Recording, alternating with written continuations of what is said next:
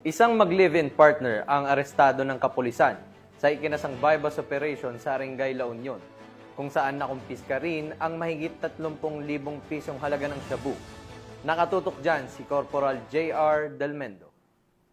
Ang dalawang mag-live-in partner sa isinagawang matagumpay na bypass operation na isinagawa ng Arengay Municipal Police Station bandang alas 12:55 ng madaling araw noong Agosto 19, 2025 sa Barangay San Benito Norte, Arengay, La Union. Kinilala ang mga suspect na isang 59 anyos na lalaki, dating driver ng bus at isang 43 anyos na babae, isang kasambahay. Kapwa sila residente ng San Carlos, Pangasinan. Naaresto sila matapos bentahan ng hinihinalang shabu ang isang undercover na pulis. Narekobre mula sa kanila ang 2 sachet ng hinihinalang shabu na tumitimbang ng tinatayang 5 gramo at may kabuuang halagang 34,000 pesos. Bukod sa droga, nakumpiska rin ang 2 cellphone, 10 piraso ng 1,000 peso bill budol money na ginamit bilang buy-bust money at isang motorsiklo. Naharap ngayon ang mga sospek sa kasong paglabag sa Republic Act 9165 o ang Comprehensive Dangerous Drugs Act of 2002. Isa sa ilalim sa forensic analysis ang mga nakumpiskang droga para sa karagdagang ebidensya. Mula dito sa Ilocos Region, ako ang inyong PNN correspondent, Police Corporal J.R. Delmendo, alagad ng batas,